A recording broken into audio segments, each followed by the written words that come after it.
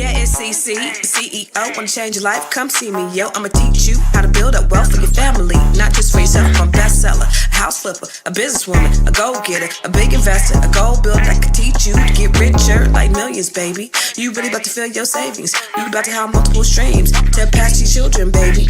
Let me teach you to get your credit on track in the long run. You'll make it all back at Catalyst and watch it all psychological black-owned firm, but we ain't all black.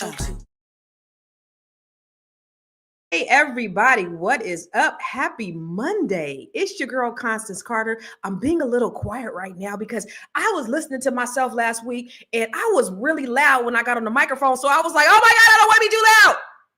Because I know I be loud. I know I'm loud.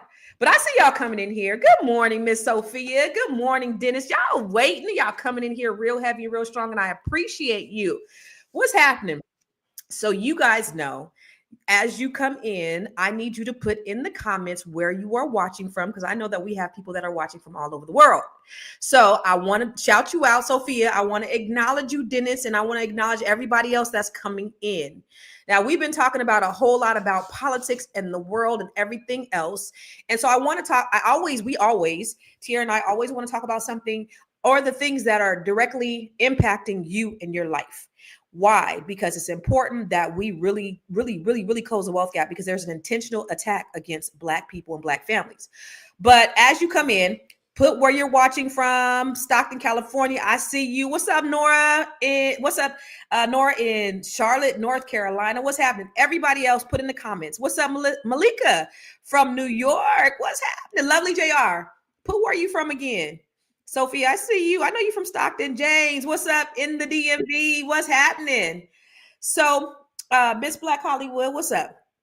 So I just want to know, okay, wait, before I go there, make sure that you subscribe, follow me on I Am Constance Carter, all things I Am Constance Carter, okay? So if you're watching from YouTube, go to Instagram and follow me, I Am Constance Carter. Go to YouTube and follow me, I Am Constance Carter. Go to Facebook and follow me, I Am Constance Carter. And if you are on I Am Constance Carter, I want you to go to the Fly Nubian Queen and follow Fly Nubian Queen on all social media platforms, Facebook, Instagram, and YouTube, okay? What's up, Deborah? The other thing is, it is so important. It is so important that we insulate ourselves, right? Because there is an intentional attack against us, Black people. So we have to start doing business with each other. So please, if you have a product or a service or a business, put it in the chat so that I could acknowledge you, and then we could put it up on the screen, put what your business is, where your business is at, and how they can contact you, because it's important that we do business together. I know on Fly Nubian Queen this week, we're going to be talking about this $2 trillion spending power that we have. First, they said 2025 was going to be 1.7. Now they're saying it's $2 trillion, y'all. $2 trillion and only 2% is spent with us. So we got to be intentional, especially with everything going on with the intentional attack against Black people. We have to be very intentional about how we spend our money. So if you have a product, if you have a business, if you have a service, please put it in the chat so we can shout you out. Okay. Okay. So Black Voice, I love this. He said, are you purposely pushing a liberal agenda? And then he said, I thought Boyce Watkins was about finances. Well, even though this is on Boyce Watkins, one of Boyce Watkins' channels, this is the Grow Your Money podcast, where I host and Tiara is the co-host, and we talk about the things that we want to talk about. The cool thing about having friends is you could have friends that have different perspectives on everything. Right? Boyce and I are good friends. In fact, we just went to dinner last night. We may not see eye to eye on everything, but it doesn't make us not be friends. And it doesn't make him respect me as a friend and me respect him as a friend. And I have my own opinion and my own views on what I have. But but being pro-Black is not a liberal agenda. Being pro-Black is a Black agenda. And one thing that Boyce and I share for sure is that we are B1. That's Black first. So when you have other communities that are supporting their own first, you have the Jewish community. They said they have less than 0.5% of the population, but over 50% of the wealth in the country. Why? Because they are Jew first. So Black people, we got to be on code and be Black first. So there is no liberal agenda to that, Black Voices. But let me ask you this, because this is all about the breakdown of the Black family. And I think that America is intentionally attacking the Black family. Did you know that in 1960, 80% of Black children were born in a two-parent household? but today that number is less than 30%. Or did you know that the racial wealth gap is not just about money, it's about your family structure? So if we could attack the family, if we could attack the marriage and then the family and then the community, then we dismantle the whole Black community. So today we've been programmed into self-hate, and it's showing up in our music, it's showing up in our relationships, and it's showing up in these social media conversations where we have crazy people talking about going 50-50, or I need $500 to go out on a date, or I need to be flued out. So I want to break down how we got here and how it affects our wealth and what we can do, because we're all about solutions. It's not about a liberal or conservative agenda, Black voices. It's about what we can do as Black people to close the wealth gap, to build our communities. That's what I'm about. So whatever perspective we come with, it's all about Black first. Okay. So now listen, I'm not doing this conversation alone.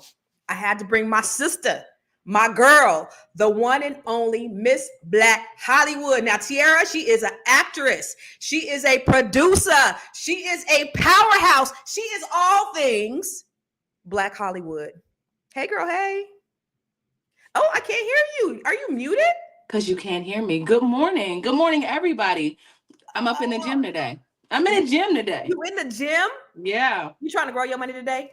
I am. I'm trying to see what you're talking about here. I'm trying to see what y'all talking about. So I can Listen. put some money in my pocket. Okay, let's grow our money today. And Uh-huh. growing our money is not just about money, it's a holistic experience, right, Tiara? Yes. It's about money, it's about your wealth, it's about your mental, your physical, your spiritual, it's everything, all encompassing. Because that's what we need. I can show you how to get the money, right? That's easy. Mm-hmm. Mm-hmm. But we need to learn how to be able to keep it and pass it. Mm-hmm. That's important. Yeah. And we have a special guest today, Tiara. Yeah, we do. Very special. Before we bring on our guests, let's talk real quick. Okay. All right, so we've seen this Black family divide play out in so many ways, right? From government policies to what's pushed in the media to what we see in music and relationships.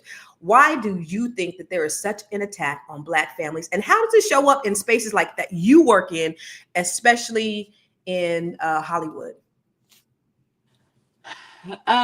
First of all, in how and I will say across the board, but I don't see a lot of California love for Black women.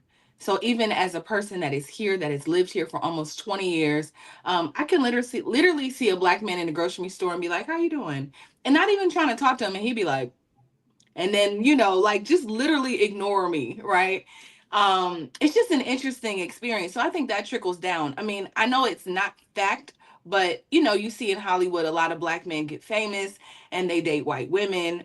It's almost like they don't see the Black woman, but I can't say that's everybody. Like, I can't say that's all Black men, because I know it's not, but there are a lot of men in powerful positions. I think that once you get to Hollywood, it's like I don't see color. Like, once you get successful enough, people get a little weird. Like, it's almost like everything becomes like an energy, and people are just like lightning bolts of like it changes, and it really, money does really make, I think, people a little weird. So I think that's why we see a lot of celebrities like just date fluidly whoever they want. But we just see it a whole lot, and we see celebrities, especially like ball players. Well, like I said, just across all entertainment genres, whether we're talking about music or sports or movies or whatever. I'm just seeing that. I see that a lot, and I think it's because of how much money they make. That's interesting. That is very interesting because you said like and when you said like, oh, I don't see color. I think Lil Wayne say that, and like other people, once they get a certain level of money, what y'all, there is no racism. You can get whatever you want to. I've heard what's dude's name from Houston, the one with the long beard. Oh, Slim Thug. Slim Thug talk about ain't Mhm. no racism out here. Y'all can go and get it, and just that the amount of silliness that Delusion. the It's delusion. I think you get into spaces where there are white people that are putting money in your pockets. They're padding your pockets. And so it feels like, man, these are good white people. I don't know. You get a little like you're like in a bubble. And you Uh-huh. you believe that everybody is experiencing this bubble, but it's not real. Yeah, yeah. You know, Yeah. it's funny because somebody said, you notice, he said, black men, you ever notice married women don't sit around and talk like these ladies do? Pay attention. I don't know I what that means. know. That's so funny because I was with my ex for like 30 years. And these are conversations that I think are important about the black family. So I don't know what's wrong with that, but bam, bam, you sound like a dumbass. You get the dumbass of the day award for saying some stupid ass shit that don't even make no sense. We are talking Well, about hold up. We talking about, wait a minute though. We're talking about the black family. Um so married women don't talk about the black family? I don't know. I he because gets we this. single. What single got to do with it? Uh-oh. No. He gets this. What is that? What? What is that? He gets the loser. He gets a loser Black, comment. That black was that men Price never is Right. knows. Let me still pay attention. All right. Well, okay. Okay, so All right. we're wrong for talking about the breakdown of the black flame. The thing about it is every time we come here, we always want to talk about how do we enhance our communities. And of Mhm. course, I think there's been an intentional effort to break down the black family. I was married for a very long time, and I stayed married for a very long time for that very reason, to keep that unity inside my family, because I felt that it was better for my kids to grow up with a two-parent household than to not. Mhm. And of course, everything doesn't last forever, and that's okay. But at least I think we should put an effort as black people to be intentional about how we do things, because there is, since Jim Crow and slavery and all the systematic issues that we've had with mass incarceration, the war on drugs. I have a video I want to show you Mm. about just some things that we've had to face over the years with how they've broken down the black families. So let's talk about the mass incarceration.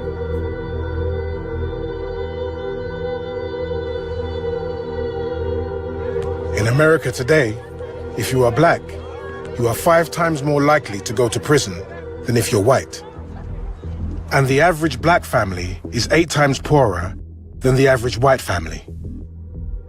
The mid-80s and 90s saw unemployment rise as high as 90% in many poor black communities. Young people didn't see jobs in their areas, but they did see a massive drugs market. Crack cocaine was believed to be more socially damaging than powder cocaine. So the Anti-Drug Abuse Act created a sentencing difference between the two drugs. If you were caught with 5 grams of crack cocaine versus 500 grams of powder cocaine, you would be sentenced to the same mandatory minimum prison sentence, at least 5 to 10 years in prison. The programs of the drug war continued targeting low-income communities of color with more police, more surveillance, and eventually more incarceration under much harsher sentences. In '86, I caught a possession of stolen goods charge. In '91, I caught a simple burglary of inhabited dwelling. The last one was the attempted simple burglary of inhabited dwelling. That was the one with the hedge clippers. He pleaded not guilty to attempting to steal a pair of hedge clippers, but the jury found him guilty. Charged under the habitual offenders law, he faced a life sentence. I mean, even being a drug abuser and a criminal convict, you understand, hey, I still didn't feel like I should die in penitentiary. The American legal system is, by design, by its very nature, by its results, it is racist. This is not happenstance. This is not someone's negligence. We didn't stumble into this. But it was always designed to marginalize a certain group of people. Best social science research that we have shows no correlation between incarceration and crime rates. So the idea that somehow mass incarceration has led to a decline in crime, the best research that we have indicates that the two are not related. So this man got a life sentence for stealing hedge clippers. They said Louisiana is 30% black, 30% black, but 70% of the prison population. Yeah. That's by design. Yeah. Yeah. You know, It's this is something that has affected my family, as my uncle has been in jail for 32 years, 33 years now, for a crime that he did not commit. At this point, like the Innocence Project picked up, they said that he murdered somebody, but there's been people that came forward and said that he actually did not, and he was not. But he the literally the judge said, as long as I'm the judge here, basically you'll be in jail because somebody has to pay for this death. And so he's been in jail. And it's it's just something that has affected our family, and I've gotten to see it up close. Is this in Louisiana? They know this is in Pennsylvania, which is almost just as racist as Louisiana. Wow. Yeah, So so this is so even though they know he didn't commit the crime, they're yeah. making him pay for a crime that they know he didn't commit. Yeah, right This is now what we are going to the Supreme Court. We are the last leg of, once that judge passed away, because he sat there, he sat on the, every time there was an appeal, whatever, his right to speedy trial was violated, and he was supposed to walk free then, but they found a way to like keep him, they found a way to keep him in jail. There was just an intentional attack. He said somebody had to pay, and my uncle has paid the price. So I just know that unfair practices are really happening, and people are really sitting and rotting in jail. His whole life has been taken. My uncle went to jail when I was I want to say in 1993, maybe 92, 93, and he's still sitting right there. and this is not uncommon, Tiara. Like Oh, this is what they do to black people. yeah, And it's slavery by another name. It's the 13th Amendment. Slavery is abolished except for in the prison system. And yeah, so that Yale professor said that mass incarceration doesn't reduce crime. They mhm, did the study. It's not reducing crime. Really, it's making these prisons wealthier, and it's destroying the black family. yeah, And then, of course, that they give black people higher sentences for the same offenses, and that was a Biden crime bill actually. yeah, yeah, So when we look at things like this, these are all things that have definitely contributed to the breakdown of the black family. There's another video I want to bring on before we bring on our guests. And this is, of course, we talked about welfare last week, right? We talked about yes. the faces of welfare. And here's another video that just gives another perspective on the breakdown of the black family through the welfare system, which was planned on a minimum budget. There are few places for children to play. Because of the same kind of planning, Perry Homes has no doctor, no dentist, no pharmacy.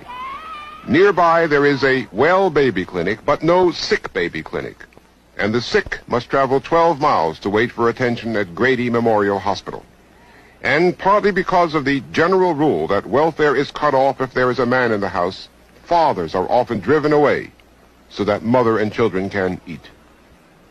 85% of the head of household is a woman, because most of the men who should be in the household, they cannot make a decent living. And of course it is better to know that a child will be fed 12 months out of the year than 3 months, which during the summer when construction work you can make a decent living. The man in the house rule was written to prevent welfare cheating, to make sure that aid to families with dependent children would go only to families headed by mothers. But the effect of the man in the house rule is to create for children an atmosphere of investigation and surveillance. And thus, the welfare system in its operation turns out to be a system to make life harder for children. so sad. So remember last time when they said, when they were saying that the black man would leave and say, okay, let me just leave so my kids could eat. And then when they would come home and try to be home with their family at night, they would come and investigate them, and they would Yeah. come and snuff them out, and they'd be hiding. Like, how emasculating is that as a black man? You hide in the closet of your own house because these Yeah. investigators come into your house at midnight trying to see if you're there. So you Yeah. won't take advantage of the system. And I'm 100% sure that that happened to no white people. Yeah, for sure. For sure. It's so interesting. Because we talk about it all the time, this breakdown of the black family and how intentional it was. And I think we see, because I believe it, right? So what did J. Edgar Hoover say?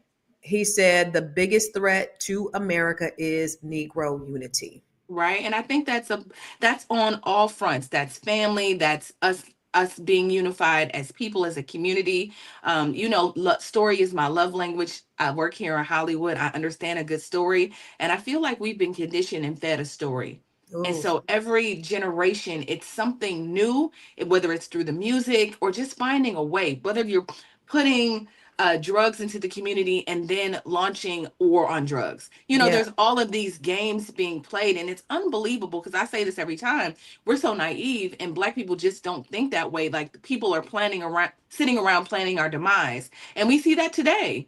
And even with this welfare thing, I know that this is still a thing. This is still yeah, in place. Like, the man can't be in the home still. If a woman wants to go and get welfare, they have to file like a child support, like an automatic child support or something against him in order for the woman to like receive food stamps, let's say.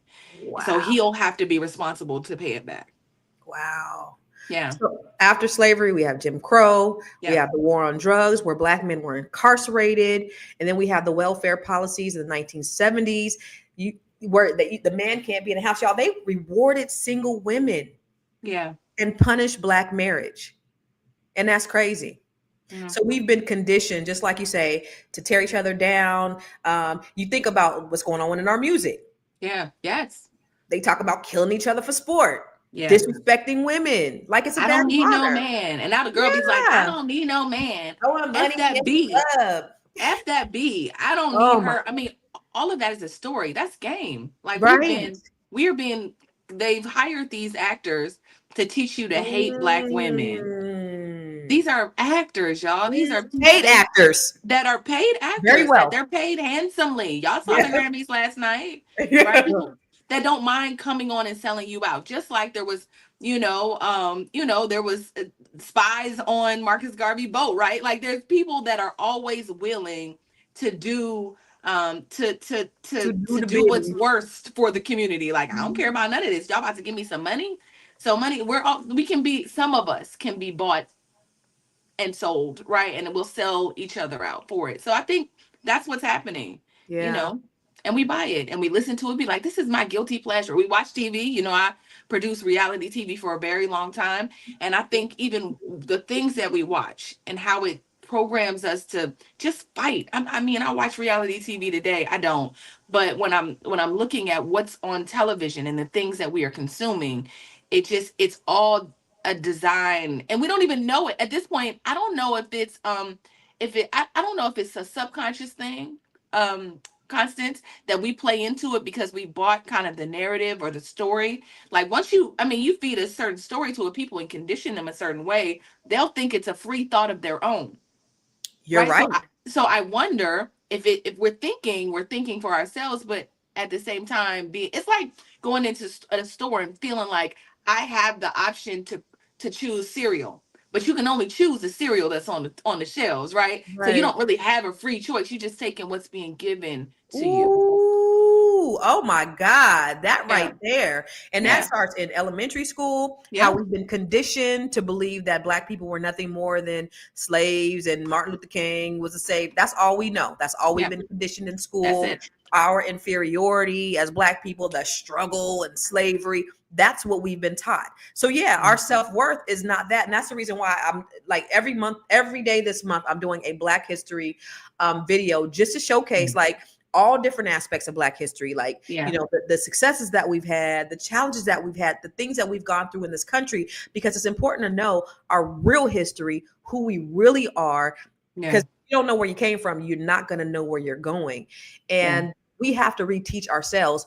Like I always say, Tierra, they done fucked around and gave us the internet. We got the That's internet right. now. So they can't keep anything away from us. They can't keep telling us that we've swallowed it. We've taken it. They've told us this story so long. Now we're retelling it to Yeah. ourselves. But we got to change the conversation. Yeah. I don't support Black business. I don't like the way Black people, and then you end up spending 2% of $2 trillion. $2 trillion. I forgot how much that is. I At this think that's point, I didn't 40 do the billion. math. $40 billion that we spend with ourselves as opposed to 2 trillion. 40 million. 2 Is it 40 trillion. million? So Well, no- we have $2 trillion. We Yeah. thought it was 1.7 trillion going into 2025, but there was a report that just came out that Yep. said we have $2 trillion in spending power and we spend less than 2% with ourselves It is. because We're at 2. We'll give us 2%. We're at 2%. we had 2% and But then can you only 6 hours. imagine? But could you, right? And you said 6 hours we giving it away. Can you imagine if we just took that up to 50%? I think, we're asking the government for reparations, but really I think that between the internet, and I say this all the time, between the internet and that spending power, that is our reparations. If we That's just our did power. business, that's it. That's That's our it. power, sis. That's our So power. That's why I love these conversations, and I love having these conversations with you because that's what we got to take our power back. The power that they've stolen, what they've beaten into us, what they've ingrained in our minds, how they brainwashed us. We have to take our power back. yeah. So I want to bring on our guest here. If you could bring him up, I want to talk about James Oxley. He has a powerful and a heartbreaking story, but more than anything, his story is one of resilience. He's a man who's endured an unimaginable tragedy, something no parent should have ever faced. A few years ago, just last month, his teenage son shot and killed his wife, and his other son, and James, was shot and he survived. So I want you to really sit with that. This is a man who lost everything in a moment, his family, his world.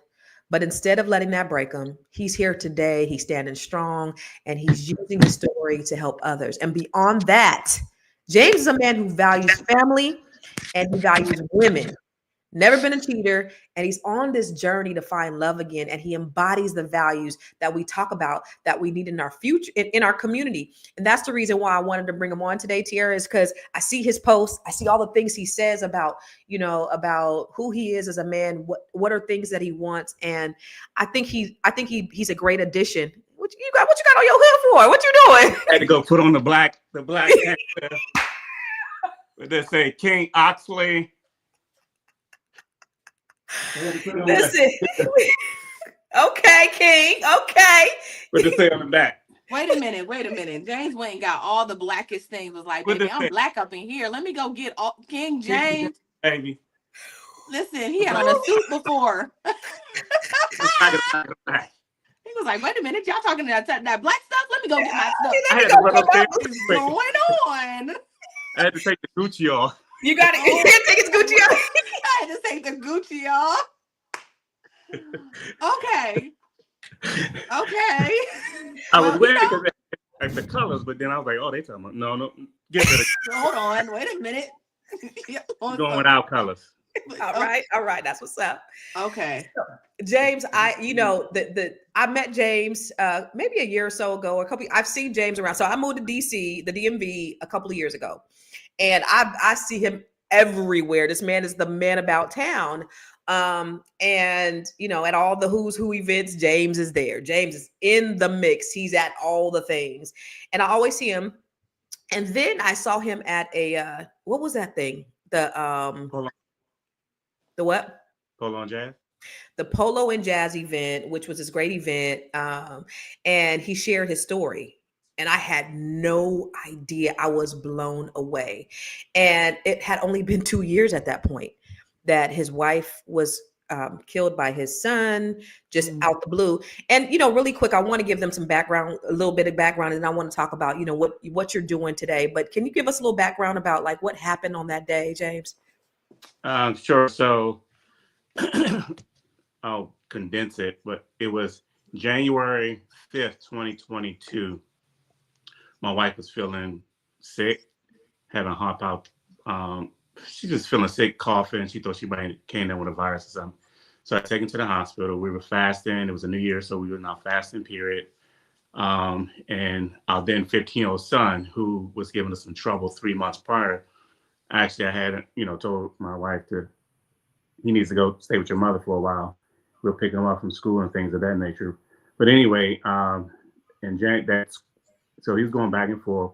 The snow came, and then they had a COVID outbreak at the school. So he's like, all right, well, if he's in the house, then we can monitor him.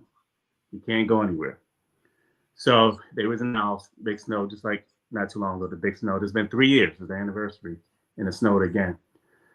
So we was texting all night while she was in the hospital. Then she was like, all right, come get me. So that was January 6th. And I went to pick her up and pick up my other son, my 20-year-old son from work. Came back home, and she went upstairs to take a shower, because she'd been in the hospital all night. And I had the boys clean out, and I fixed us some vegan meals because, again, we were fasting on 21-day Daniel fast. So she came back down. The 15-year-old was down there, and the older son was upstairs in his room. So I was on the couch. My 8-year-old was 2 seats down. My daughter at the time was 2. She's 5 now. She was 2. She was on the floor on her little Minnie Mouse couch taking a nap. And my wife was in the big chair by the window, stretched out. She was in my chair. It's a single chair, and she was stretched out, relaxing. So the 15-year-old went upstairs. Didn't think nothing of it. I'm sitting there on the computer. My wife then gets up. And out of 27 years, she had never said these words to me. I was sitting on the couch, and she touched me on the head. She was walking by to go to the bathroom, and she was like, best friend. I was like, wow. She never said it in 27 years, right? She said best friend. So she came back out. She laid back on, stretched back out in the big chair. I'm on the computer, and I just hear this loud sound like a gun sound ringing out. And we have this big television on the wall right there. And I was like, who turned the television up there loud? And then I see her sit up, and then I hear the shot again ring out, and then I see her fall back, and I look, and I see the silhouette of our then 15-year-old son standing there. And I'm saying in my mind, oh my gosh, this is this boy. And he turns real quick and shoots my 8-year-old twice. And I just jumped up. I just jumped up through the computer, jumped up, went toward him to try to stop him. He pointed a gun at me, point blank range. I was close. He pointed point blank range, fired it twice. Pow, pow. And ended up striking me in my forearm, ripping through the big bone and the carpal tunnel nerve. I'm pistol packing. I take the pistol, and then shooting me. Then I got shot here. So I got shot here, came out through here, and the bone is still jagged.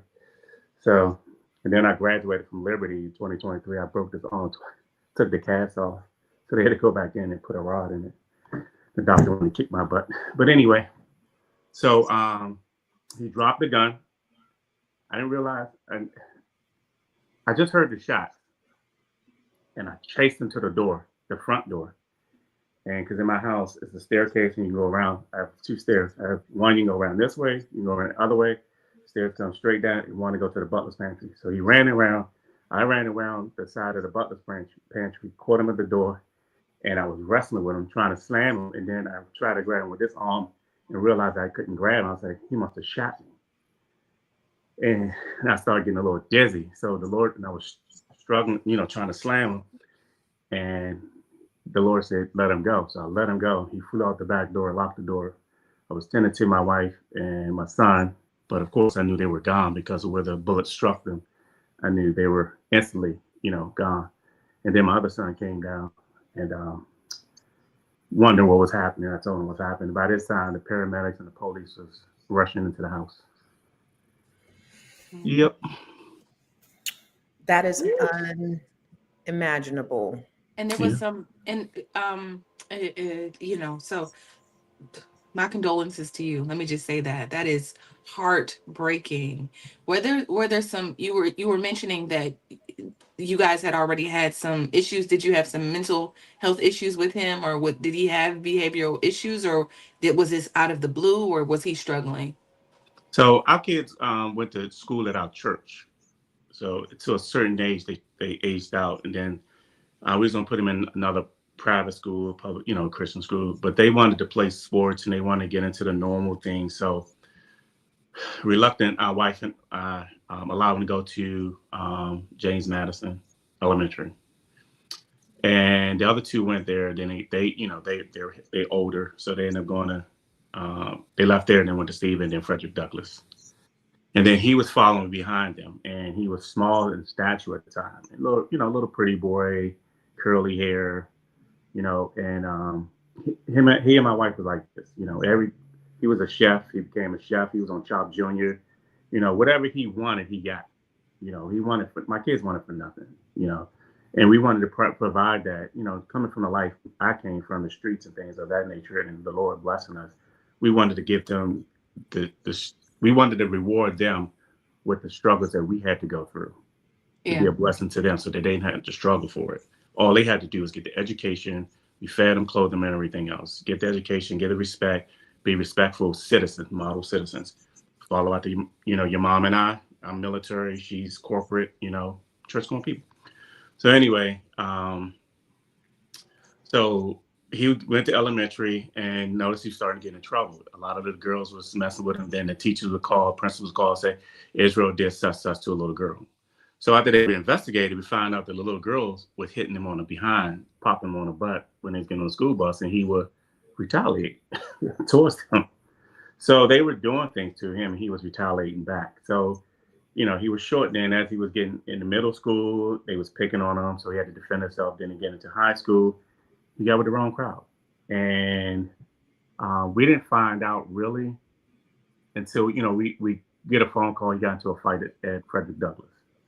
And they suspended him. And then, without question, they just automatically suspended him, even though he didn't start it. And then the school tapes show that these boys had messing with him and his friends the day prior. And then one of the guys, probably about 6-something, and my son was probably about 5'5" at the time, had him by a locker, and his other friend was behind him, and he tried, and everybody around, how they doing, taking the pictures, everybody around taking pictures. And the guy swung, he missed, and my son jumped up and cracked him and hit him hard and, dropped him. So then the other guy behind him, you could see he pulled up his sweatshirt, and you could see under, he had a gun in his under the other. He put up his school shirt, and he had a sweatshirt under it, and he had a gun, when you put the sleeves and the sweatshirt, he had a gun in there.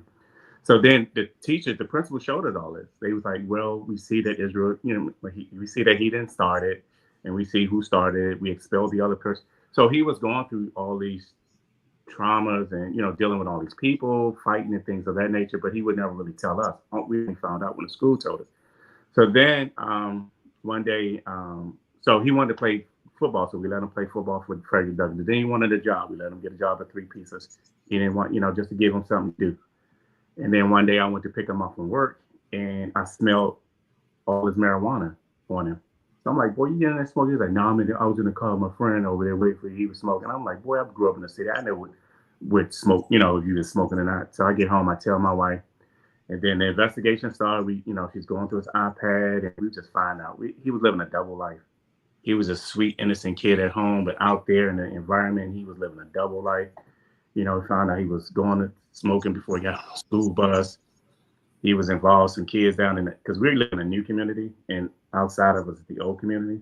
So he was down in that old community dealing with some kids who house was just full of just all kinds of stuff. Because the police came back and told us when they went to get him, just all kind of grandma and mom in there smoking with the kids and stuff.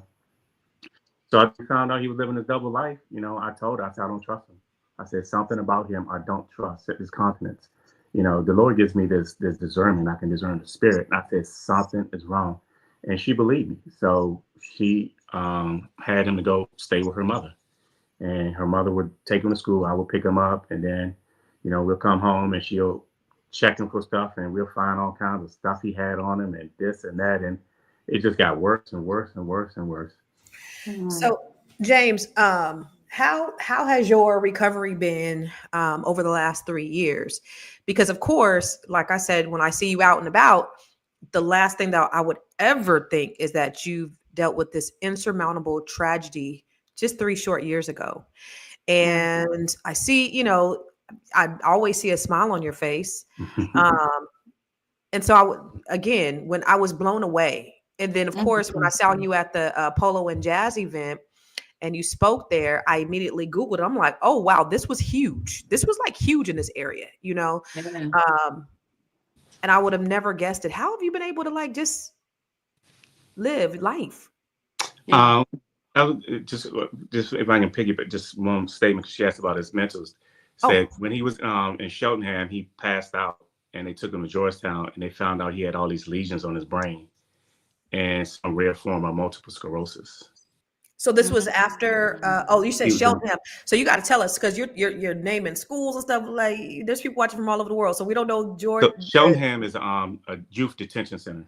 Okay, That's okay. now So after he got arrested, he went to the youth detention center, and then he passed out while he was there. They what? did Yeah, they did yeah. the brain scan, and they found out he had lesions on his brain Hmm. that are similar. Are they similar to like what people deal with the football players? What is that I called? don't know. They didn't really. The doctor didn't go into it. I know that the medicine that What is they that get, called? The football CTE, players? CTE. CTE. Yeah, CTE. yeah. I'm thinking it probably came from vaping, and because a lot of kids and people have been vaping for years, having seizures, and they've been having Mm. stuff going to the brain. So I'm thinking it came from vaping. Wow. And other stuff he was doing. He was doing. We found out he was taking what's those little pink pills when you have allergies? Benadryl. Mm. So if you take a whole bunch of Benadryls, you hallucinate. And we didn't know that until he was hallucinating and was asking others. And he said, "Oh, he stole some Benadryls out of the store and he took a whole bunch." So we went on YouTube and we found all these kids taking Benadryl and hallucinating from these Benadryls. And one time he came, he said he had spiders all over him. So I had to shove him into a cold shower. So I don't know, with the combination of all of that stuff, who knows, could have did some damage to his brain. So Yeah. somebody asked, "Where's your son now?" And I'll ask too, "Do you have a relationship with him?" That's a great So, question. so the same day that it happened, I was in a hospital they flew me to Southern Maryland. I mean, they drove me to Southern Maryland and flew me to the new hospital over in Largo. We don't know those landmarks. You just got Oh, to I'm say they sorry. flew you to the So hospital. Like they we took don't me to the know. hospital, and then I'm laying in a gurney. I mean, and I got a detective beside me, and he said, "Sierra Fox from Fox 5 want to talk to you." So I'm on a gurney, shot up, and doing an interview. And one of the things I said is, "I love my son and I forgive him." You know, Mm. and Wow. so that yeah, so I love him, I forgive him. He was under the spell. He was cursed by the devil. He wasn't in his right mind. Even when I was wrestling with him in the door, he had this numb look on his face. There was nothing, no words, no nothing. So I knew he was under the spell of Satan or whatever drugs he was on at that time.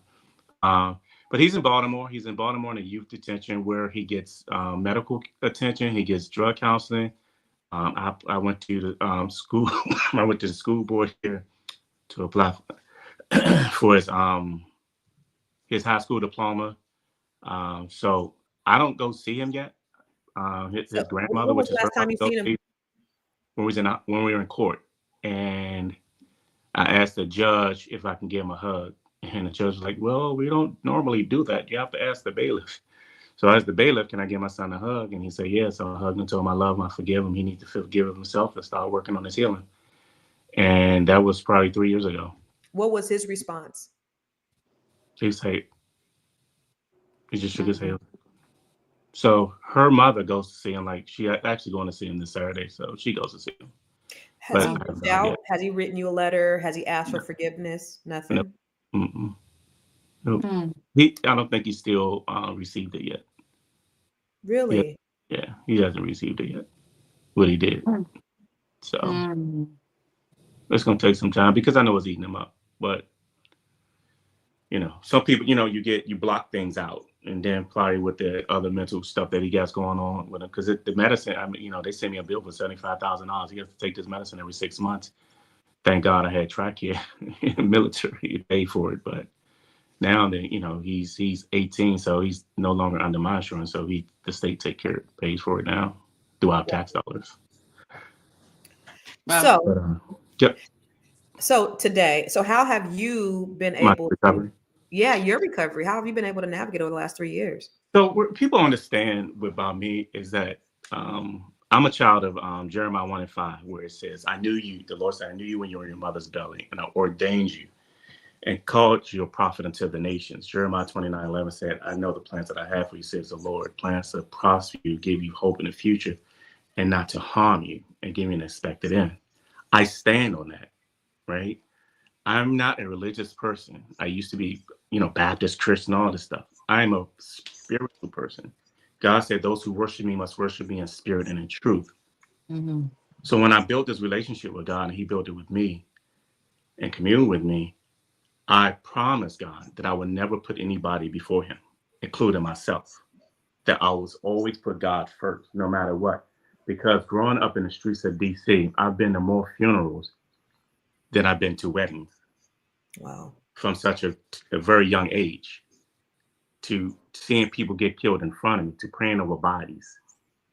So you go through those things in life, and it sort of kind of it builds me into the person I am, to understand that everything in life is temporary. Nothing is permanent. It's all temporary. And at any day when you're watching the news, you say, "Oh my gosh, that happened at their house. That happened at their house." And it's not until it happens on your house, at your house, on your doorstep. So I believe that the Lord has been prepping me and preparing me for such a time as this, to deal with these tragedies. In 2007, when I was in Iraq, I got hit by a roadside bomb directly. And it was three of us in a truck, and we survived it. I've seen a lot of visions. I pulled my friend out of the water in Solomon's Island as he drowned. And I've seen these visions. I've seen his death. I see a lot of things. God has showed me a lot of things and prepared me for it. So when it happened, I cannot really explain it, except there was like a peace that came upon me that surpassed all understanding, that I didn't panic. I wasn't in fear. I just asked God, would give me a chapter, give me where we are. Give me a scripture. And he gave me Matthew 10, and I had to pull it up. But it talked about brother would be against brother and against father, and brother would put parents to death, and brother would put brother to death. And that's the scripture he gave me. We live in a perilous time. So he had already prepped me for a time such as this. Wow. And going through, coming back and having to go through PTSD courses and classes and seeing, psychiatrists for weeks, it gave me tools as well of what I already had. And that one of them is coping, how to cope with a tragedy and a trauma. Now, this tragedy and trauma plays out in my mind every second, every minute, every hour, every day, every month, every year for 3 years. I see it over and over and over again. Wow. And what I told myself, what others haven't told themselves, it was nothing that I could do to prevent the inevitable, no matter what. Yeah. The kid had already made up in his mind what he was going to do. Whether it was that day or some time to come, he had already made up his mind. People who commit suicide, they say, oh, they was the best person. They had this going on. They had that going on. But what they didn't realize is that person had already committed to themselves that they was going to take their life. And people say, what could I have done? Oftentimes, there's nothing you can really do except forgive the person and forgive yourself. That's the lesson, though, is people go through tragedies all the time. And I know that they play those things over and over and over in their head. What could I have done? What should I have done? Maybe if I would have did this, or how, and you've come to the realization that most people can't come through, whether it's even just simple as relationships, or, just dealing on a day-to-day basis with just regular stuff. We overprocess and we overthink. What could have done? What could I have done? What could I have done? And the reality is, James, nothing. Nothing. Wow. You can't do nothing. Yeah. What you can do after is, if you need help, seek help. Yeah. But in the moment, it's nothing you could do. If it was, it wouldn't happen. Yeah. We can only control what we can control. Right. We can't control anything else. Yeah. So what about, can I ask, so what about the relationship that you had with your wife? If you could take us back, because you guys were married for a very long time. So that 27 years that you experienced with her, can you tell us about that? Sure. So, we met in DC. I was a street kid, street young man. And I was down her relative's house, and I was going in to, holler at one of her peoples. And then she was coming out, and I looked, and I was like, oh, dang, shorty cute, right? Because I don't rap. I don't know how to book girls. I don't know how to talk to her.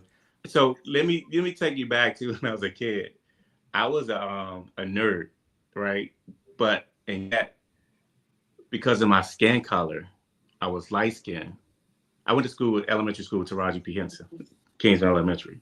And I was light skinned. And a lot of the brown brothers at the time, I didn't know anything about color.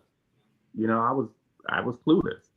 I learned colorism in my own community at elementary school. Mm-hmm. And I had to fight all my life. I'm the oldest. I'm born in '69. I'm just turned 55. And I have no brothers and sisters that was older than me. So I had to defend everybody. So um, so anyway, moving fast forward. So, you know, I was down her relative's house and that's what I'm saying. I was a nerd. So I didn't know how to talk to girls, but I had to become this tough dude, this strong dude, because I had to defend myself. So I was caught in between being a little nerd, shy, and being this tough guy. So when she was walking out, I said, "Dang, Shorty, cute." And I said it to my head and myself, and she had pretty brown eyes. And then I was up on my block, and her female cousin was up on my block because her brother was dating a girl on my block. So I was like, "Hey, what's going on?" She said, "Hey, James," and blah blah. We talked. She said, "Remember that girl who was walking out?" I was like, "Yeah." She said, "That's my cousin." She said, "She like you." I said, "Oh, I didn't give her my number." She gave me her number. We got to talking. You know, we became an idol. You know, and people knew me in the neighborhood, and they was like, "Oh, that's Talib." You know, her name was Talib. Talib is So okay, mom. okay. So you was a nerd. You know how to Mac, but the 27 years. Hmm. What was the dynamic of Right. your relationship? Give me, okay, I would say, give me one word that describes your relationship. See, that's what I'm getting to because it That's has to probably be. right. It's a two Huh? part. That's Yeah. what I was getting to. It had to be a two part because Okay. when we met, she was still young. She was a teenager, and I was still young. Hmm. So we was in that atmosphere of growing in a teenage love type of environment, A right? teenage love. Right. Don't, And don't hurt then me again. right, and I was foolish because I would go to go-go's hanging out, but what I didn't do was sleep out because I had somebody safe. I had a partner, so I didn't have to go sleep with a girl. And I didn't mess with girls in clubs anyway, and I still to this day don't. I don't date any girls in clubs. I don't mess with them. I never have. So I had somebody. So, you know, I would go to clubs and go-go's and things like that. And, you know, as time was going on, we got married. We moved out of the DC area, we moved to Maryland, and we was growing. So she was growing out of this teenage person to a young adult because now she was. Oh, I you got her when she was a baby. Wait, what right. was that? So Ooh, that's why I'm saying okay. there's two parts to it because she went from a teenager, a young adult from a teenager to a young adult to a woman. And the things that I was doing was no longer acceptable, like hanging out, doing my stuff. It just wasn't no more acceptable because now she was a woman, and men would try to, if you're not there, the devil will come in and sneak into your home. You know what I'm saying? Trying to shed that the light, the field is greener on the other side. You know, so I had to keep myself um, grounded in God and honor my vows that I would not sleep around or cheat on my wife. I had to honor my vows, and I had So time give to do me it. So he one was faithful. word. So he was faithful. Okay, so is that the one word? What's the one So, word oh, that my He one describes was your word for me is relationship? faithful I remain faithful and committed to my vows the whole time. He was faithful, y'all. You and hear that? committed. So I mean, okay, it's on the let's internet. It's on the internet. People out there know me. They will chime in and be like, "Girl, I slept with that girl." Nut. Can't nobody call you and say that they slept with me I in know those that's right. 27 years that I was with my wife. No I know one. that's right. If they do, they're a liar. Right. That's beautiful because for that to be the exception and not the rule is crazy, right? For that to And I be, a black man that's married, for that to be the exception and not the rule, a faithful black man. and I didn't Um, hit her. Never put my hands on her. so Precious Jewel said, "Thank you for sharing. How did you deal with moving forward?" Because she also said that she knows about reliving tragedy every day. So, what are the practices that you implement when those memories arise? Um, Spiritual, God, praying, turn on some gospel, some preaching, just eating healthy now, eating clean, having a clean mind. No drinking, no alcohol, no drugs, no overeating, no going out sleeping with this person, that person. Just doing wholesome, clean things that make you feel refreshed. You know, Yeah. taking a shower, putting on clean clothes, just doing one little thing, calling it a win. You know, I don't care if you get up to brush your teeth and whatever, it's a win. Celebrate your wins, you know, because things are going to happen around you every day. Yeah. But for me, it's just communing with God and just trusting in God and just knowing that my wife and my son wants me to live.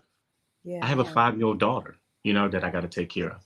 So they want me to live. They wouldn't want me to be I couldn't, I had to come out and live. I didn't want it to just exist and I Yeah. didn't want to go inside. So Yeah. I had to come back out. And it's a choice.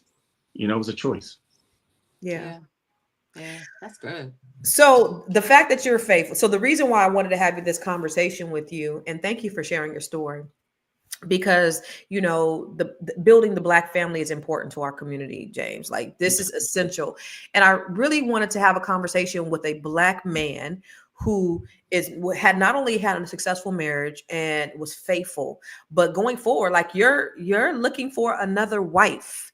And what does that look like? And what do strong, faithful, successful Black men, what are they looking for when they're looking for this, and why? I when I date, and I don't date often, but when I do meet somebody and I date. Did we lose you? I think we lost your audio. You're mute. You're muted. Oh, that was. Are you mute me? No. Because I didn't touch it. My hands right here. Can you hear me? Yeah. Yes. Okay. So after the marriage, after my marriage ended to death do us part, that's when the Bible said that there's no more bond. So I'm no longer legally married because the death separate that. There was a friend, in real estate. There was another friend in real estate, and we were just friends, hanging out, doing, just hanging out, going to different places. Oh, that's who I saw you with. That's the young lady I used to always No, see. not that person. Oh. Hold on. So let me just go real quick. I was engaged when I was 15. So I was engaged when I was 15. I was with her for 4 years. I met my son mother. I was with her for 2 years. And then I met my wife in 94 and we was together for 20. So I always been with a woman. I always been with one woman since I was 15. So, so after the marriage ended, I was with we was just friends. We were going places. And one day, and at this time I was finishing, this was in 2023, because I waited, it's been a whole year since I've slept with anybody, including my wife. The last time I slept with my wife was December 21st, because when January came, she was sick. So December, towards the end of December, was the last time I had slept with my wife. And so it had been a whole year, December 2020. It has been a whole year since 21st, right, December 21 to 2023. It had been a whole year that went by. So we was hanging out, and then I was finishing my MBA, and I was at the hotel. We was doing the pink and red, the pink carpet breast cancer thing. And, Oh yeah. Yes, I was there. Pink and white. Yeah, and I was at a hotel, and the friend came over. Came back to the room later, and I wasn't thinking what nothing, because we never talked about date. We never talked about anything, right? And then the person, seduced and me, and I didn't know how to feel because I had been with one woman, and I felt like I was cheating on my wife, even though she was gone. I felt like I was cheating, and I allowed it to happen because I wanted to see where I was at, where my spirit was, and then after it happened, I kind of told the person the next day that I had to repent of what happened. I mean, you should be repenting anyway, because you ain't supposed to be having sex without out of marriage. Exactly. But, I was in a different space at that time. You know what I'm saying? And when you're in a different space and different place. So you felt like you were committing adultery as opposed to fornication? Yes. Yeah. So let me. what is a successful man looking for in a wife? That is, and So I think as women, we all want to know. So I want to make sure that you answer that for us. okay, I want What is okay? so what me I can say because a lot of men are still boy men, meaning they didn't grow up really. They left off when they were 16, 17. They just in an adult body. And they still think they can still do the same things that they were younger. I grew up. I matured. And what I look for is I want a wife who's one, God fearing, a Proverbs wife, who wants to build her home, build her man, who wants to be a protector. Even, integrity is doing the things when you the same thing when you by yourself and no one is around, you still have that integrity. Meaning you're not cheating, you're not talking to this guy, you're not on a down, you're not DMing, you know, you're looking for somebody who's faithful, somebody who, because men at the end of the day, when we come home from a hard day's work or whatever we're doing, we've been fighting the world for so much. We don't want a woman, we get home, she's nagging, she's bragging, she's toxic because she has daddy issues or she had issues in her relationship that she brought down into the current relationship. We want somebody who's faithful, who's loving, who wants to build an empire. We're not looking for women who has a lot of male friends because I don't care. You can't have that many friends. They're your acquaintance. There are men waiting to have sex with you as soon as you give them the opportunity. So let me ask you this. Do you see it being different now as opposed to like did what you thought it would be? Because it's been 30 years since you've been in the market. So like Yeah, now do you see women as being a lot different? yeah. I mean, because now You think it's hard for well, you I'm an as a adult. faithful man? Or do you think you would have it easier if you was that dude who didn't give a damn? Now, if I was that dude who didn't give it, because I got so many women who wants to give it to me, I'd be smashing all day. But that's not my life and my spirit. And I'm not bragging. Okay. I'm telling you. I mean, I'm just being honest. Okay. They just. I mean, because one, women want to be with a man who's been committed that long in a long time relationship, who's been with one woman. They want that. They seek after that, but they Yeah. can't find it. They get messed over and played over. So now, when that woman finally get a good man who's bringing her all this love and all this attention and protection and everything, she's scared. She don't know It's what to do. scary. I'll tell you And that, you fumble. I was married for 132 years. And so I was talking to a couple friends last night, and like she had been married and he had never been married. It's actually Boyce and Alicia, right? So I'm asking them, Alicia, you've been married before. So how is it being a woman of this age? Because this is what makes me nervous.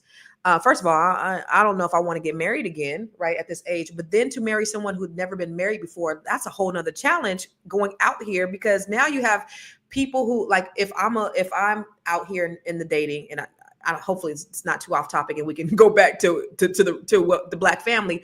But for me, being single now, dating someone who's never been married, that's tough because they don't have the same experiences you've had. They've never. It's like there's a sense of I think selfishness. That they're maybe not compromise that a man who's never been married. They just don't have that familial experience. So for me, there's trepidation in certain areas. Do you find that for you? Dealing with women. I'm glad you said that because for me, this is the first time I've ever dealt with a divorcee. So for me, it's different for me because my situation, I'm not a divorcee, I'm a widow. So now I'm coming into a situation, I've never dealt with a divorcee. So when you deal with a divorcee, you're dealing with somebody who had past traumas in their marriage. And like you said, they're afraid now. They don't Yeah. know if they want to get married again. I Mhm. never had that experience, so I'm looking at it differently. I'm like, I'm a man, a God-fearing man who's going to love you, who's going to be there for you, who's going to be faithful. And another thing that I'm afraid of, is women with a lot of body counts, Mhm. who slept around with so many different men because now you've been compared and judged and they bring in all these spirits in. And if they get, lonely or whatever, and then not only that, so many of our brothers, the reason that also they hate a lot of women or put women down, even in relationships, because let's be honest, a lot of them are sleeping with other men. So Men? now, Oh shit. but I'm telling you, so you talked about the video, like the girl. Listen, it's true. So what they do is they look at A you whole as a other thing we threat. got to deal with, Tiara. That's a So whole they other thing look, we got to deal with. they look at you as a threat, and they look at you that I don't want to be battling with you. I'd rather go, and they look, but you're a beard. So you're a beard, you know what I'm saying? Because they dealing with their own We got to deal masculinity. with other women. We got to deal with other men. Like, I Right. mean, Because you're talking about the video, you talk about the young girls in videos. So you look at these older women now, and they putting on all this skimpy clothes because now they dating out. Because these young girls, these young men want young women. Be honest. Like I'm 55, I want a young woman. I want somebody in the 40s. I don't want somebody my age, right? Not that young, but in their early 40s. Wait, how old are you? like 55, like mid to close to somewhere in there, but not no early 40. No, that's too young. Like 46, Like my 40. age. Yes, like your age. I don't want them my age, right? So men will date men. Men can get younger women. He don't Even want nobody if your just age, to have Tiara. sex with, huh? That's fine. He only wants a my age. But she's That's beautiful. fine. But she's beautiful though. Thank you. I appreciate You're it. very beautiful. Thank you. Y'all are beautiful women. I'm And still that's the thing. young. You have these beautiful women, right, who want a good man. You know what I'm saying? They want a good man, right? And then you get these women who are so toxic and they out here showing their skimpy bodies, booty short, and they 40, 50 years old. And now these young girls are looking at that. They talking about, I'm going to get that bag. I'm going to get that bag. But now you have transgender women who are in the game saying, girl, you don't need no man. You don't need no man. And now the young girls like, you know what? I don't need no man. I don't need it because they listening to the wrong voices. They getting the wrong, what do you call it? Coaching. They getting the wrong survival skills. They picking up the wrong stuff. They're getting the wrong information. And now the HIV and the sex STDs are on the rise again because everybody wants to screw everybody. Nobody wants to be faithful, and everybody wants to get a bag, and everybody wants to dress and ride around in this. But now they're going to the hospital because now they're dying from a sexually transmitted disease. They was out here trying to get a bag, trying to get with this dude. These girls are, as you alluded to, are so delusional that they think that they get this man who got all this money, got a Rolls Royce, driving all this, smash her, thinking he's gonna marry her. It doesn't work that way. And now they've ruined because now when they do, they get somebody that's good, they fumble the ball. They fumble the man or the woman. I mean, the man do the same thing. He's fumbling all these women. And I mean, I'm not gonna say the guy's name, but there's a guy, that's prominent guy that's out here whose girl is putting all his business on the internet and putting the girls out there who slept with him while she was engaged to him. That's crazy. It's crazy in these streets. He out there. I ain't gonna say his name because I know him, but his business is online. The girls want the money, and the guys just want the body. Nobody wants the commitment. Nobody wants to build an empire together. What's the old saying? You can go far. You can go faster. How do you go? You want to go fast, go alone. If you want to go far, go together. Go together. Because in the Bible also says that. It said, man should not be alone. Mm-hmm. So we are meant to be together. And yet, your true wife and your true husband is out there. Yeah. Amen. They're out there. I received that. They're there. You received that, Tiara? Amen. Hallelujah.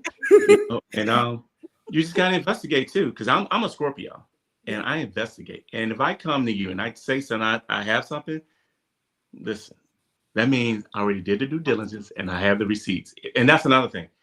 Don't lie to me. You can tell you could have cheated on me, you can have sex with somebody. Just be honest with me to give me a chance and opportunity to what I want to do. Right? Yeah.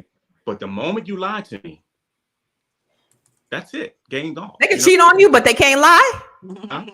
No, what I'm saying to you is I want to know, right? So don't lie to me because what I'm saying is I'm going to already have the receipts and I already know. Okay. So if I come to you, I'm not coming to you saying, you cheating on me? And they thinking I'm insecure. It has nothing to do with insecurity. It means I already found out something. That means I already got the receipts. I'm just gonna see how you're gonna respond to Okay. it. I already got. Woo, man. Listen, James dropping them bombs. You hear Come me? on, he came in I already hot got the this info. morning in the gym. Woohoo. So just be straight Listen. up with me. Just be honest Yeah. with me. I Yeah. can tell you Yeah. if we're gonna do this thing, I can forgive you. Yeah. You know what I'm Yeah. saying? I've forgiven before in my marriage. I can forgive you. Yeah. You know what I'm saying? But don't lie to me. Oh, you forgave your wife for cheating? You know, she ain't here, so I can't, but we Amen. discussed it before. Amen. But Amen. I can Amen. forgive, you know what I'm saying? Yeah. Because I'm just not gonna let the devil roll in like that. If I fight for you, I'm for you. We're gonna win this thing out. Yeah. So in our second half of our marriage, our latter years of our marriage was like the glorious times. We were best friends. We was all the BS, all the stuff that we went through in the previous, the former part of that was gone. Yeah. I forgave her for everything. We were family. We would go to Turks and Caicos with family trips, church. When you seen us, you seen the family, and people say, "Y'all look so," in the airport. Yeah. The Yeah. kids Yeah. so Yeah. manly, Yeah. So I'm Yeah. a forgiving person because God is a forgiving person. Yeah. Just Amen. don't lie to me because I'm gonna Amen. find out. He's going to reveal it to me. Just be Yeah. honest. Listen. We got to bring James back. James came Woo! in hot today. He shared his wonderful story with us. I mean, now, well, it wasn't wonderful, but it was definitely like something that we all need to be mindful of on so many levels, right? Yeah. And a blink of an eye, your life can change. Yeah. The spirit of forgiveness, because that's what I mean, like this wonderful your perspective on all of that is something that we can all draw from. So Yeah. we thank you so much for coming and telling us your story. Yeah, James. Thank you. I Change appreciate it. somebody today for sure. Oh my God, you definitely inspired some folks. I So thank you protect so women. much. I'm a protector of women. I'm a Mm. protector of their freedom, their mindset, the love of women, because they're God's creation. They bring life into this world, and they ought to be respected and treated like queens that they are. I'm very Love protective. that. And I have a We need daughter. more Don't play with me. we need more men like that. You Yes, got to we teach a do. class. James, thank you again, Thank you. sir. We appreciate you. Tiara and I gonna just wrap a minute and then we're gonna get off because Tiara got another podcast she got to get on in Okay. about 45 Yes. minutes. But In James, thank you 45 again. minutes. My pleasure. You've been Thank you for bringing amazing. So Tiara, Queen appreciate Tiara, you. Queen Constant. God Thank bless. you. God All bless. right. Uh-oh. Oh, Tiara. yes. Wow. Oh my goodness. Where do you find them, Constance? Man, he need to teach a class. He really need to teach a Amazing. class for black men because I think, and the thing about it is, I think there are a lot of good black men. I think black men get a bad rap. There are more Jameses out there than I think than I we think know so. to be true. I think so. And they just need to be out. They need to be the ones with the microphone. Yeah. The protectors, the providers, the faithful, all of that. That's what we need in our community. And every time we come here, we always want to have a solution to the problem because we know white supremacy, systematic racism, and all those things have destroyed us as a community. But we need people like that to stand up, have a voice, and they're the ones, they need that bullhorn to say, hey, this is how we do it. Yeah. I agree. Man. So Tiara, what you got going on? I'm about to hop on Fly Nubian Money Okay. today, right? Okay. So y'all come on over. Today we are talking at 1 p.m. 1 to 2 p.m. We're Eastern. going to talk about these tariffs today and what they mean for America. So I don't remember the number, but over 50% of Americans oppose this administration, their tariffs. And so we want to dive in and explain what tariffs are. I know that I paid $15 for eggs yesterday. So yes, I paid 15. I thought the price of eggs was supposed to go down. Man, I paid $15.64 for some eggs, y'all. Oh my So God. we want to talk about what this means. Some other countries are retaliating against the tariffs, filing suits. And so we just want to dive into that and help people understand what it is and how we can be impacted, because that's really all that matters. How Black Americans How are black impacted. folks can be. What's funny is that we're bracing for the worst. But now that I'm looking at it, I see all the ignorance and I see the arrogance. And the ignorance and the arrogance is going to be the fall of these white conservative politicians. The Yeah. ignorance and the arrogance, because your president talks like a sixth grade, third grader, right? He doesn't even have the vocabulary of beyond elementary school. And then he's just listening to the most dumbest dumbasses in the world that are advising them the wrong shit. And they're like, listen, we need these allies. How are you putting tariffs on our allies, the people that we need? So, I think that's going to be, I heard somebody say, don't be sad, because what's being built right now is giants. They bringing giants out of us in this mess. So listen, we just gotta, we gotta get information, baby. Yeah. So without mentioning him as the president, because I think he's a pawn, and you know how I feel about 100%. Trump. I worked on Apprentice, one of the first few seasons, so I know that this is an actor. Yeah. I know that this is a person that is very good at marketing. He understands how to be provocative, how to act, right? How to play a role. And at this point, he's much older than he was season 2 or 3 or whenever I worked there. And understand, I wasn't a producer then. I mean, this is way earlier in my career. I think I was just transcribing. So what that means is I was watching every video that was coming in from the field and typing and listening. So that first season, I was just watching tape after tape. So you get to know a person, when you're just watching them move, when the camera when the action stops and they're still rolling, the things that he would say, the way, just you get to know who people are. So I'm telling you that if this president is an actor. So he's acting as the president. Yeah, this is all an act. He didn't know how to be the president, right? So it's just like, you think about that. That's why he's so unpresidential. Yeah. In the sense, because he doesn't know. He's stepping into a role. They're feeding him information, like you said. He knows that he has to scratch the back of Elon, because Elon helped him win the election. So I don't know if you got the message I sent you yesterday about him being given Elon Musk has access to our U.S. Treasury. Why does he have access to the Treasury? He doesn't even have the proper clearances. You got to have security clearances for those. Yes, he has access to our Medicaid, our personal financial information. He has our money, our treasury, like all of those, Social Security. Elon Musk has access to all of those things. So if you don't think that this man has paid, I don't know what he paid. Well, did you see today, Tiara, where he is going after South Africa?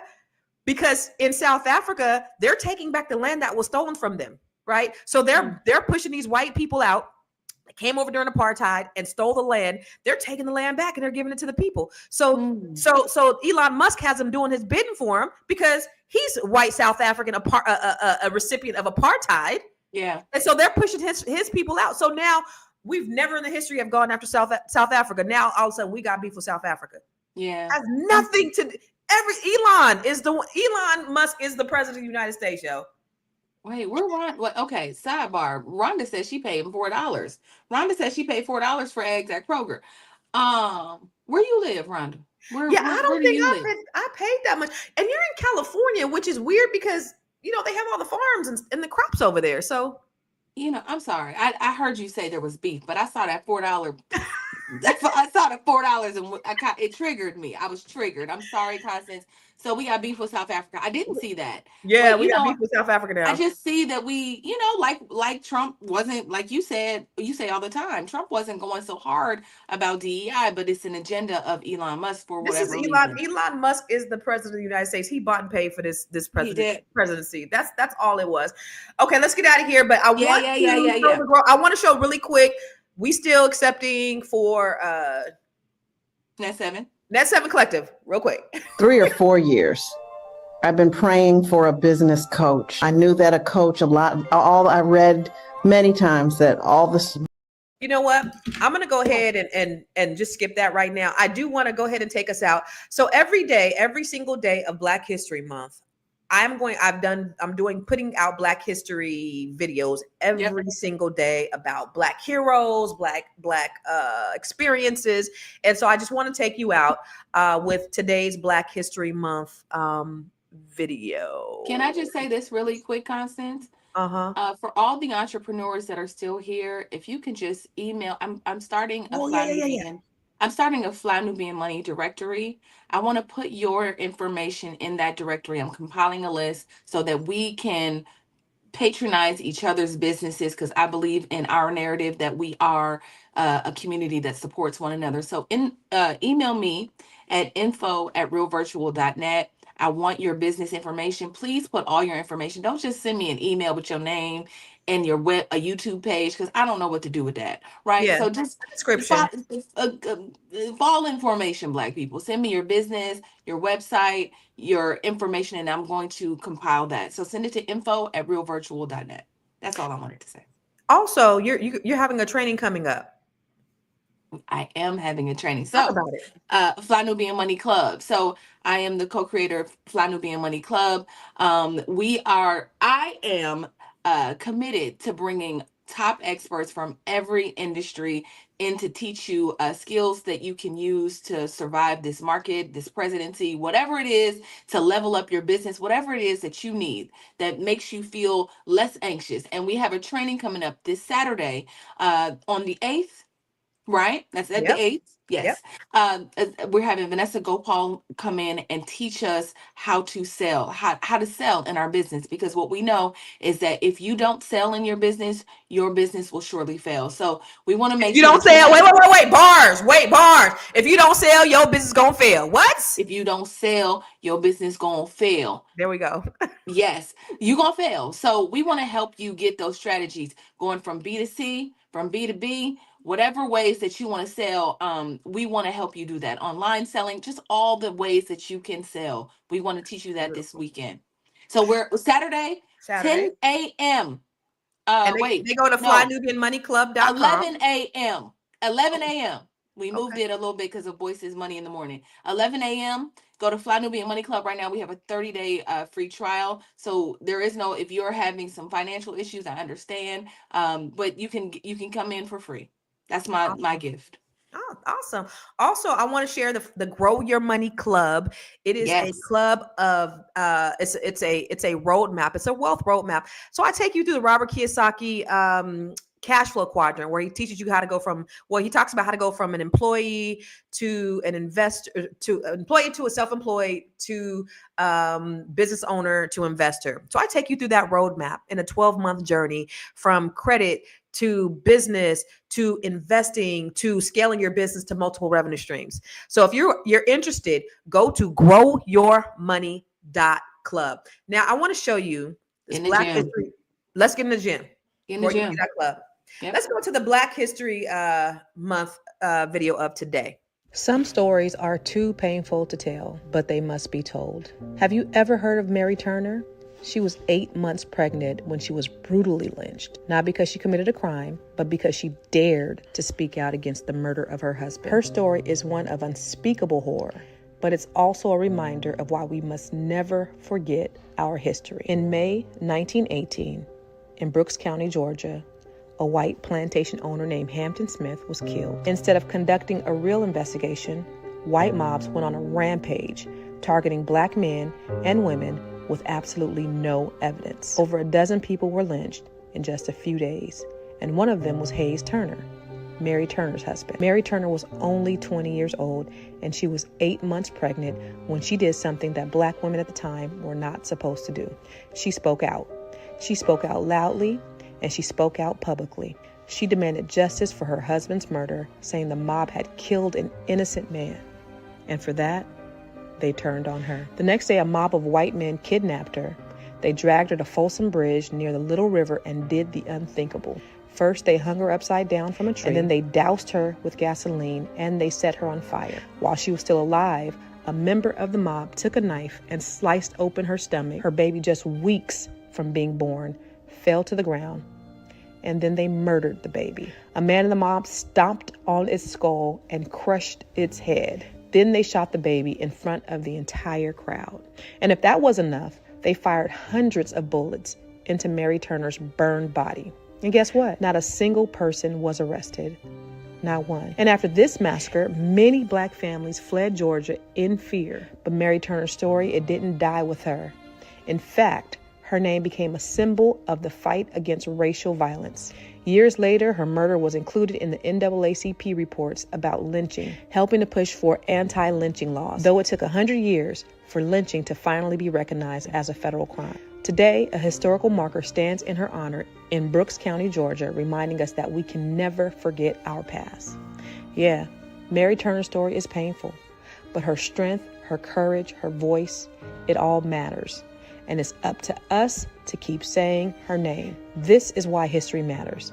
This is why we cannot stay silent. So drop a thumbs up in the comments if you believe her story needs to be told, and share this story to make sure Mary Turner is never forgotten.